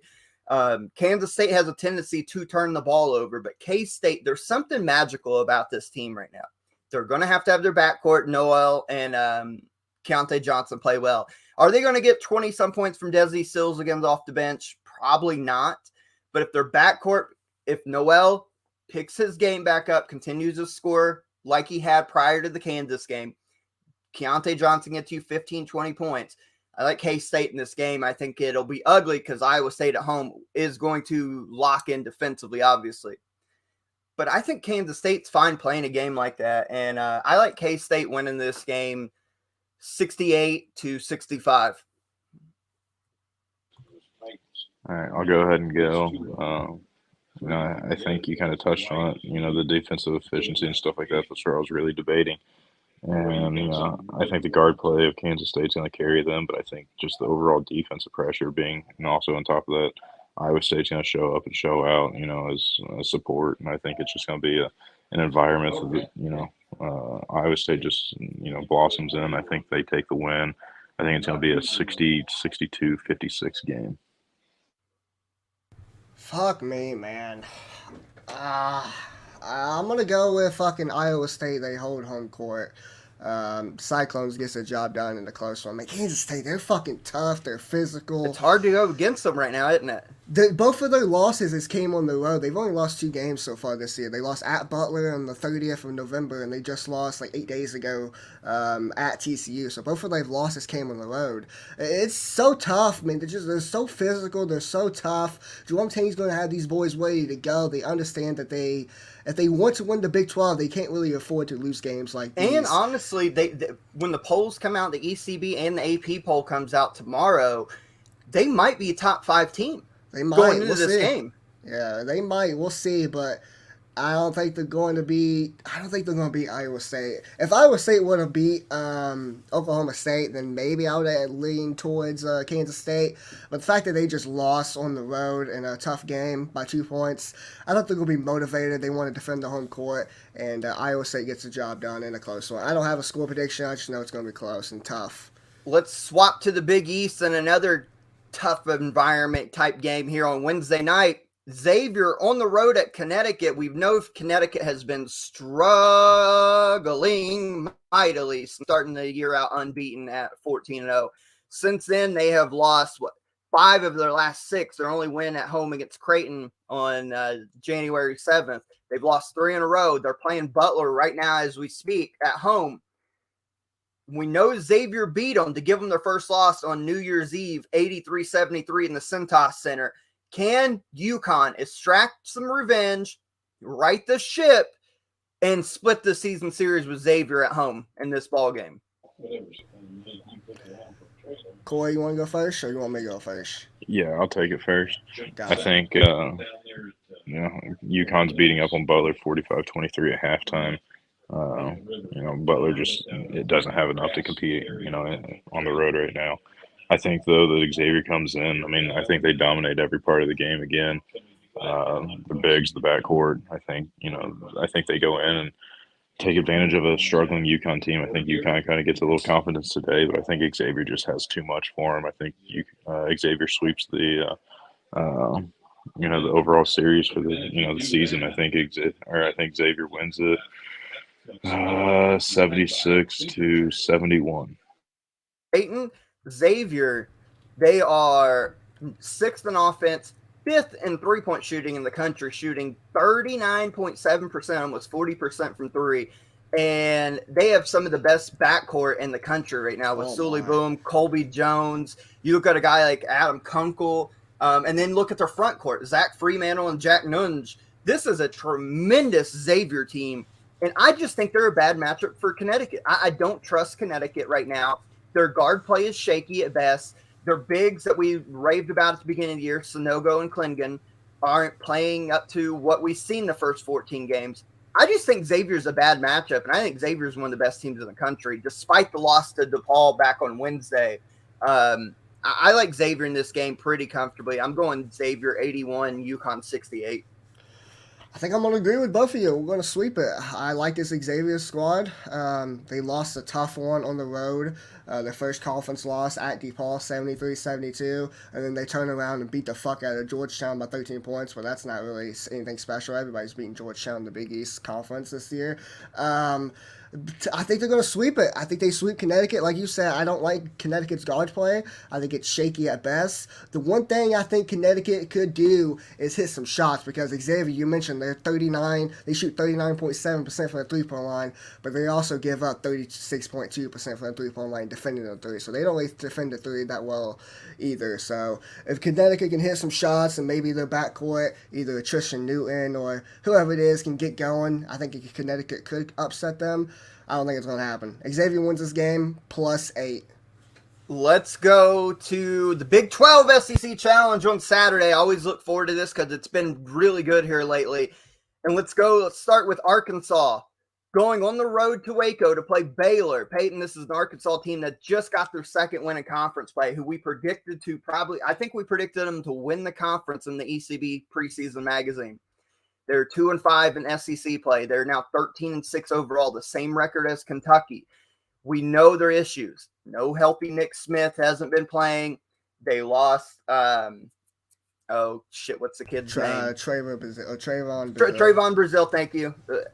They're relying heavily on Ricky Council and Anthony Black to do all their scoring. And Baylor, we talked about just a minute ago with Kansas, they're playing better. This is a bad matchup for Arkansas without their two main guys in Nick Smith and Trayvon Brazile. I don't see how, and you don't ever want to doubt Eric Musselman because the Muss Bus is special and he knows what he's doing.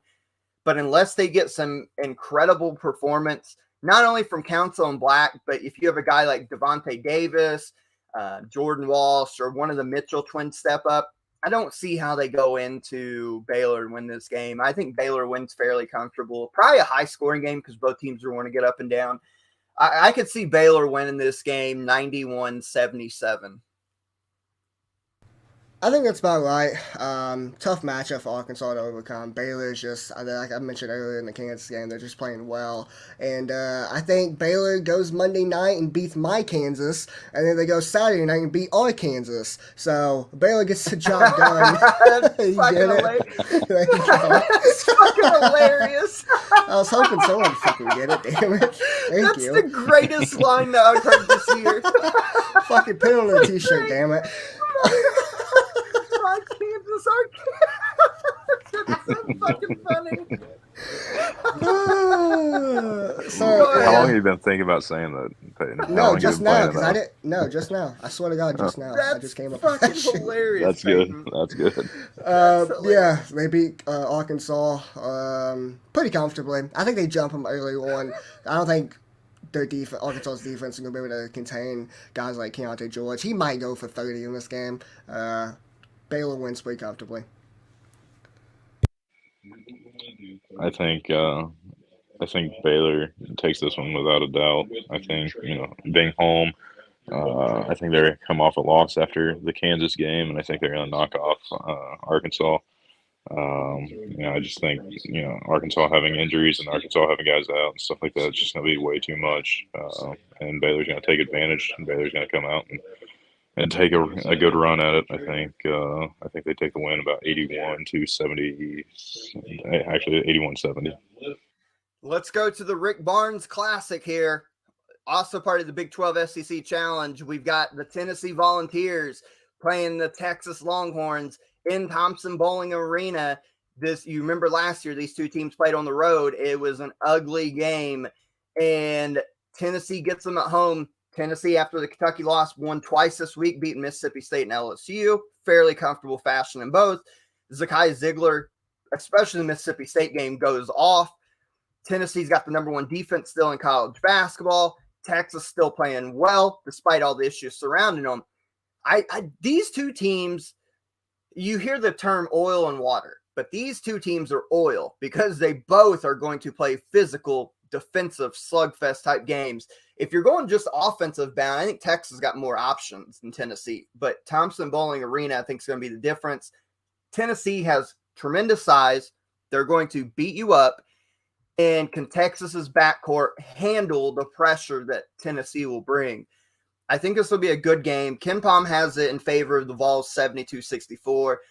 I hate agreeing with KenPom exactly because it seems lazy, but I feel like that's almost a perfect scoreline. I think Tennessee wins this game 72-64. I'll go exactly with KenPom because I think that's about the perfect score for this game. Yeah, I think Tennessee wins this one. The thing is about Tennessee, and I wish Phil was here so I can give him his flowers, because he called it about a couple weeks ago. They do got the number one defensive team, according to Ken Palm, in defensive efficiency, but they ranked like 32 in offense, and the offense just isn't that great. You mentioned the Mississippi State game. Especially early on in the first half, the score was like 23-21 going into the second half. They just can't really, they go in these droughts where they just can't score the ball. They're not the greatest from the three-point line. They shoot 34% from the three-point line, which ain't bad, but I think they're going to be able to have to hit some shots. I like Texas's backcourt better than Tennessee's. I think I favor them in the backcourt with guys like Marcus Carr and Tyrese Hunter. But I think Tennessee's front court's just better, and I think that's going to be a difference maker. Tennessee's going to beat them up. You want to hear Tennessee gets the job done. Go ahead. You want to hear a stat line here, because you know I love the three-point line as far as stats go. Tennessee's number one in the nation. Teams are only shooting 21% from three. Texas as a team is shooting 32.5. So three-point line could be huge in this. If Texas can get a few off and go in, it could obviously play in their favor, but Tennessee just guards the three-point line so well. Yeah, man. It's going to be hopefully a good game at least. I think defensively Tennessee just takes the cupcake. I think overall, I think I'm not completely sold on where Texas is as a team. I think you kind of mentioned also the overall shooting ability. Game of runs is going to be the tell of this one. I just don't know if Texas has what it takes to answer back every single punch that Tennessee's going to throw at them, especially on the defensive end. I think Tennessee wins this one. I think it's going to be even a little bit lower scoring than what you went with, Josh. I think it's going to be a 64-58 game. And then let's go to for us, the highlight of it. In theory, rankings-wise, it's going to be Texas-Tennessee is going to be the highlight. But for us, the highlight is going to be in Rupp Arena Saturday evening at 8 p.m. Eastern time. It's going to be Kansas coming in for the return game against Kentucky. We know what happened last year in the challenge. Kentucky went into Kansas to put a whooping on them. Kentucky is playing better. Kansas is starting to slide a little bit on a 2-game skid here. We talked about the Baylor game, potential 3-game slide. Peyton, with Kentucky playing better and running this offense with that lineup that is the most efficient lineup in college basketball since 2019-2020 season, and Kansas's lack of front court, the big thing for me is how will Kansas defend Oscar Tshiebwe? Because KJ Adams is their one out-and-out true big that can sort of handle him, because Zach Clemens may play in this game. He might have to. But you're putting an inexperienced guy against Oscar, and that's not a good matchup. How will Kansas defend Oscar and keep him off the glass is number one. But on the Kentucky side of things, with Kansas being small, we've seen what small teams have done to Kentucky, spreading them out. How does Kentucky defend small? So on those 2 points, I want to hear your thoughts on them. Oh, fuck me. Eddie Lampkin in the TCU game ate fucking on lunch. He got all he wanted down low, and Oscar Tshiebwe's definitely I think he's more skilled than Lampkin, and he just plays harder than he does, and he's also bigger as well. KJ Adams, he's probably gonna be in foul trouble again. We'll probably have to bring in guys like Zach Clemens coming off the bench. We'll have to probably put it on Edger Ford and whoever else. I hope Tshiebwe has one of these games where he definitely. I don't want him to. I'd rather him have a game where he did against Georgia, where he just goes off, but we shut everyone else down. I'd rather have a game where he just goes for 30 and 20. But we shut everyone else down. Reeves goes like 2 of 10 from the field. CJ Frederick goes from like 1 of 7 from the field. Casey Wallace has a couple turnovers. That would be great for me. DeJuan Harris, I think DeJuan Harris and Casey Wallace sort of equal each other out. Take them out of the equation. Jalen Wilson is probably going to be the best player on the floor. You can argue Oscar Tshiebwe, but I think Jalen Wilson, offensively and defensively, is just better than Oscar Tshiebwe. So I think he'll be the best player on the floor. Grady Dick. He's going to have a big game. He's got to have a big game in this game. He's got to outscore Antonio Reeves and C.J. Frederick from the three-point line. He's got to shoot better than both of them combined. He's got to. Completely agree. Because if he doesn't, then I think Kentucky wins this game, and I still think Kentucky might win this game. I don't think it's going to be a blowout. I'm putting that out. No, if Kansas wins this game, I don't think it's going to be. Kentucky don't play blowouts. They don't play blowouts. Yeah, Neither does Kansas. Yeah, I don't think Kentucky's going to blow us out. I don't think Kansas is going to blow Kentucky. I think it's going to be a close game, and it's going to come down to a final possession too. And the thing is, even though it's hard to say that what happened in Kansas State, but if it comes down to a possession or two where we need a bucket, we need to put the ball in someone's hands, I trust DeJuan Harris to make the right decision and give the ball, either make a shot himself or find someone like Jalen Wilson or Kevin McCullough open. I'm trying to take my bias out of this, but I think Kansas wins this game 72-70. Well, you're almost right as far as KenPom, because they have Kansas winning 72-71. Here's a couple things to keep in mind. Again, back to the three-point line. Kansas gives up, teams are only shooting like 32% from three against Kansas. Kentucky's shooting almost 37% as a team. So something's going to have to give there. The one area I really think Kansas can exploit Kentucky, besides pick and roll defense with Oscar, is beating Kentucky's bigs down the floor. Even in Texas A&M yesterday, Kentucky went up like 6-8 points. A&M got back into it multiple possessions in a row because Lance Ware and Oscar Tshiebwe did not sprint back, and Julius Marble was able to run the floor. Kentucky bigs have to get back in transition. If Kansas wants to steal a couple easy 8-10 points in this game, have your bigs like KJ Adams or just somebody in that 4 or 5 spot sprint down the floor and beat Kentucky's bigs to get easy transition layups, because Kentucky does not rotate back and sprint back all the time that they need to. So you can do that. Bill Self has shown over the years, he did it last year against Kentucky to try to make a comeback. He'll go triangle and 2.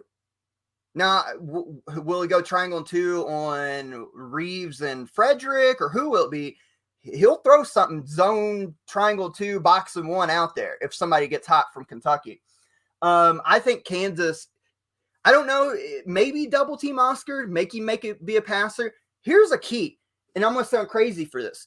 I think this is a game that Xavier Wheeler can come in and change the game, because I think that DeJuan Harris is going to put a lot of ball pressure on Kason Wallace, and Kason's going to have to make sound decisions. So you can maybe get them rattled in the offense. But a guy like Xavier Wheeler can, especially if DeJuan's out breathing and Wheeler comes in with that second unit, his speed can change this game and get Kentucky in the open floor.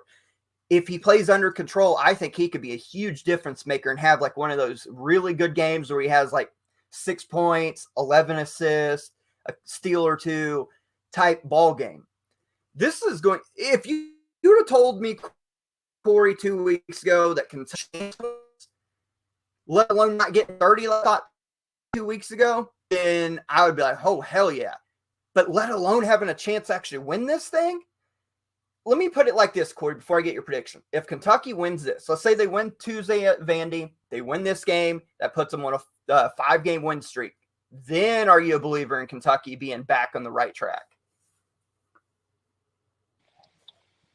Yes, if they win both of these games, I'll be the first one to say that I'll start to believe that Kentucky's turned the corner and is starting to get on the roll that they need to get on to be on the right track of things. All right, now let's hear your prediction. I kind of gave some keys to the game from my perspective, but I want to hear yours. Yeah, I think, I kind of touched on it earlier. I think the biggest thing is how well does Coach Cal stay with that lineup that, has turned into being one of the most efficient? Does he get in the way? And, do they continue holding that same, that same efficiency? I think the biggest question is going to be is what kind of offense does Kansas have? Do they defend? I think you guys kind of touched on it a little bit. I think the biggest thing is does Kansas show, getting up and down the floor and running out and trying to, really turn it into a sprinting game and wear out Oscar and wear out, everybody. Or shit, my mind just went blank. Help me out, Josh. Other big guy. Kansas? Kentucky. Oh, Tshiebwe? Other than Oscar. Lance Ware? Yeah, where, I don't know how I forgot where. But do they just absolutely wear them out and turn it into a sprinting game and kind of do what Texas A&M did when they kind of closed things in. Um, I'm still going to take Kansas in this game. I think Kansas comes in. I think Kansas goes 2-0 on the week, and I think they are going to take the game 81 to 76. You Josh, notice I I think didn't give this. us. Go ahead, Josh, Peyton. I think this game's gonna come down to who guards who. What's the matchup's going to be like? We know Kaysen's going to guard. We know Kaysen and Dwan Harris is going to guard each other. We know Sheboy and KJ Adams is probably going to match up. Who guards Wilson? Is it Toppin? Who guards McCullough? Is it Livingston? Is it Probably. Frederick? Who guards who? Honestly, and you could go, pros and cons. I do think top end for a large part is going to be on Jalen, and then you'll see a guy like Reeves or Frederick match up on him and switches. Maybe even Kason. Maybe honestly, I think Kason Wallace goes on him because I don't think Kason's going to have to worry too much about Dwan. I think you put Antonio Reeves or CJ Frederick on him if he's not going to be a scorer. But I do think Toppin will be on him for large stretches, which is going to be interesting to see how Wilson. So if you go that matchup, Wilson has a speed advantage, you would think, but Yeah. can he defend or can he do it against a 6'9" agile dude and Toppin? It's going to be really interesting. What happens if Frederick and Reeves have this game where they're both hitting? How does Kansas defend that? What if Kansas has a game where Dick and Harris and Wilson, their backcourt's hitting? How does Kentucky defend that? I think this is a very interesting matchup. But what I was getting ready to say is, you notice I didn't give a prediction, which leads me into bank on it. Again, you told me 2 weeks ago that Kentucky even has a chance at this game. I wouldn't have believed you. But as we sit here, I do feel like they're starting to turn the corner. So my bank on it, Cats take down Jayhawks for a second time in a row. Oh, and by the way, score, I forgot to give a score. It's going to be tight all the way through, maybe like 25 lead changes. I'm going to say score, Kentucky wins 84-82. Okay, well, now I'm more confident Kansas wins the game because when we bank on our teams winning, it doesn't always. I don't think we've got one right when we fucking bank on our teams winning. So now I'm a lot more confident. I'm a lot less nervous now that Kansas gets its job done. But I think it's going to come down to bench play. Which bench produces more? Is it Kansas? Is it a guy like Bobby Pettiford coming off the bench? Maybe this is a game where Jordan Yesufu starts to hit some shots like he did at Drake. Or if like Xavier Wheeler, like you mentioned, he comes off the bench. He takes care of the ball. He defends well. He hits some shots himself. Like, who's going to be the Keon Brooks of this game? Who's going to come out here and have a career night where they just go fucking ballistic like Keon Brooks did last year to Kansas? He was the big... Oscar played well in that game last year, but Kentucky doesn't win that game without Keon Brooks. He had Not like at almost all. 30, I think. He might actually have 30. But, so who's going to have the Keon Brooks type game? It's going to be interesting, and I'm ready to go Saturday night, but Kansas has to get through. Both of us has to get through games before this. You got Vandy Tuesday night at Vandy, the tough one. We got at Baylor on Monday night. Hopefully both win those games and we can come in there and be a huge clash, blue bloods, and hopefully we can gain a game back. So I think you guys are No, like 5 or 6 back. five now, back, something like that. So hopefully we can gain a game on the all-time wins list. But let's go to bank on it real quick. I gave mine. Let me hear your guys' real quick. Oh shit, Corey, go ahead. All right, I'm banking on it. I actually I have two this week. Bank on it. Kansas goes 2-0 this week, and then my big bank on it is Purdue gets their second loss of the year Thursday night against Michigan. I think Michigan steals the Thunder Thursday night. It's gonna be fun to see how Dickinson matches up with this version of Zach Edey. It's gonna be a lot of fun. That's what I'm excited for. So, especially if he's a little bit leaner, he's a little bit more mobile than what he was in years past. Edey's obviously just really good, so I'm excited for it. I'm going to take the bank on it that Michigan wins it. Jace Howard needs to have a big performance in that game. He needs to have a big time one. Peyton, you got your bank on it? Yes, sir. I had to let Corey first because I kind of forgot my bank on it, but I got it now. Saturday morning. Noon tip-off, or 12:15 tip-off. It's close enough, damn it. On CBS.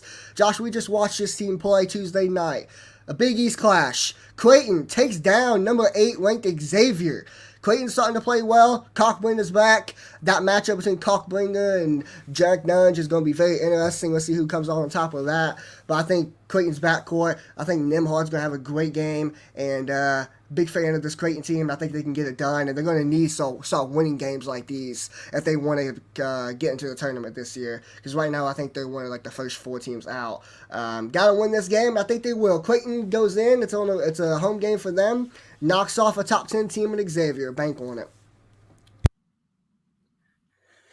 Team of the week this last week. I mean, we went K-State. Two good wins, the Kansas win, and then they end up beating Texas Tech yesterday. K-State team of the week. And the mid-major team of the week, I watched them Friday night.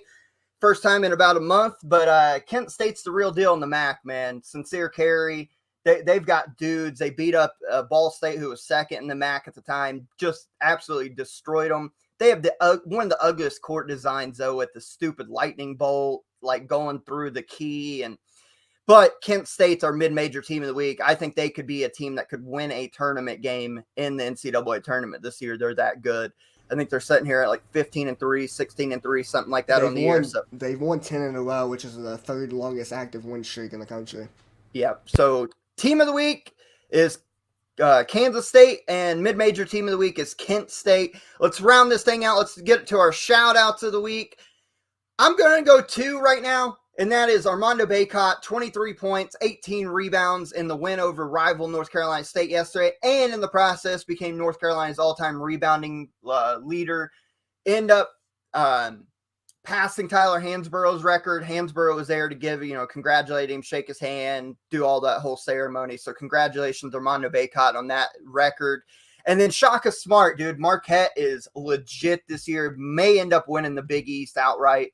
And if they can catch up to Xavier, Marquette is looking like a top 4 seeded type team in the NCAA tournament this year.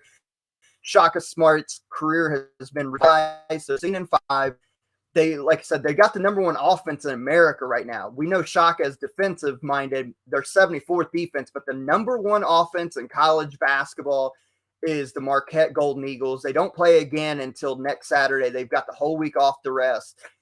It's going to be really interesting. They get the return game against Xavier on February 15th. Marquette and Shaka Smart, shout out to you guys because you're having a tremendous season so far. Those are my 2. Well, I did have 3, but the first one, Armando Bacot, that was going to be mine as well, so we can double up on that, yeah. Big accomplishment for him, beating Tyler Hansborough's record. It's cool to see him in the building. Roy Williams was there as well, to see him accomplish Roy's there every game. Roy's at every game. He's at every fucking game, North Carolina, Kansas. He didn't retire. He's just now a fan. Yeah, he's a fan of the game, just like we all are, and I love to see it. Too bad Coach K's at home, probably not even going to show up to any fucking Duke game at all. He's probably still pissed at Shia for taking all of his fucking awards away and shit. So, I got 2. Well, that was one of my shout-outs. Armando Bacot, I agree with you on there. I got 2 more after that. Let's go to Jerome Tang from Kansas State. 100% the right hire. I think he's going to take Kansas State to heights that they probably haven't been since I was fucking born. Kansas State, they're getting the job done. Big time win against Kansas in a rivalry game. And I have a lot of respect for him. Before the game, he admitted that Kansas State fans Kansas lives rent-free in Kansas State fans' heads. He's honest about that. And the fact that he said that you can rush the 4 now, but don't do it again because we're going to expect to win. I love to hear that. And big shout out to him. Shout out to another team. Shout out to TCU. Fucking hell, I'm shouting out teams that beat Kansas. I don't know why I'm doing this. I just now thought about this. But shout out TCU because we got to mention it was their first time ever beating Kansas in Allen Fieldhouse. They were 0-12, 0-11 or some bullshit like that. It's the first time beating Kansas at Allen Fieldhouse. It's a tough place to play at, but they got the job done. Shout out to him. Final shout out goes to Loyola Marymount for knocking off Gonzaga on the road, ending their fucking 70th fucking win streak that they've played. I don't know how many win streak they had. I don't 76, fucking know. I think. 76. 76, thank you. Yeah. Shout out to them, big time win, and it's my 3 shout outs. I guess 4. By the way, Corey, before you get to yours real quick, The all-time record, and I don't know if this will ever be broken. Gonzaga was obviously the closest. The all-time home win record is Adolph Rupp's Kentucky teams from, I think it stretched like 10 years from like the 1940s to the 1950s, 129 games in a row. Never be broken. Yeah. That's my opinion. But all right, so my hopefully get a little laugh out of is the good old Indiana fan that decided to write a great letter over to Trace Jackson Davis, because ever since that letter, Jackson Davis has absolutely been lights out. I mean, the performance he put against Illinois, the performance he's putting today. I mean, 35 points against a Big Ten opponent. He's put on, I think, he's almost averaging a double-double since I think he's at 9.9 rebounds, so you might as well call it a double-double. But ever since then, it's absolutely just lit a fire under him. Shout out to Peyton already said it, but Loyola Marymount for ending the Gonzaga streak. And then shout out to Peyton, just because, Kansas takes a couple losses, he still shows up wearing his Kansas gear. And he also has the line of the show, I'm pretty sure, of my Kansas and our Kansas. So maybe the line ever since we've been doing this the last 5 years. Yeah, so that's my shout out that, even after a couple big losses, he still shows up wearing his gear. The Louisville stuff has been retired, but the Kansas stuff is still hanging around. So, shout out to him that, after another week that his teams don't win a game, he still shows up.